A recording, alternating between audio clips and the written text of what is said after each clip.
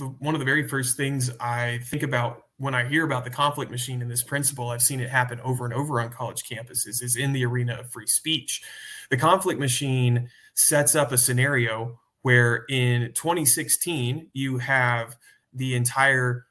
left side of the political conflict machine spectrum saying that we have to shut down expression on campus. Everybody has to get really serious uh,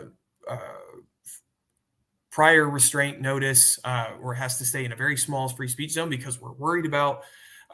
the right wing students on campus who are out there speaking their mind about a political election. And then in 2024, we get the idea that we have to shut the entire right wing says we have to shut down all of these people who are speaking on campus.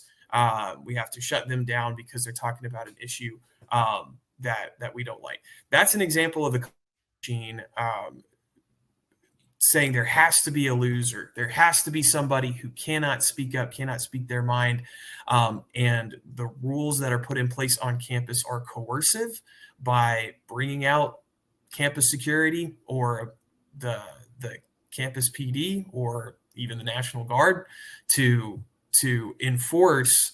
a lack of free speech that is built up by these political sides that are so caught up in the fact that their side is the right, it's the way of the only true way. And anybody who is opposing this idea, even just verbally or through peaceful protest, is somehow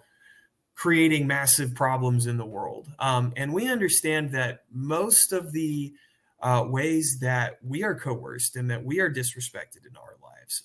have very little to do with how our neighbors feel about political issues and have everything to do with how those who are wielding coercive political power are robbing from us on a daily basis, are putting restrictions in place that make it very hard to start businesses, raise our kids in the way that we want. And we have to understand that in order to get to the place where we have this freedom, with this harmony and respect with each other, that we cannot continue to buy into the idea that these people who grow up across the street from us, because they have a political different label, are the enemies and they must lose.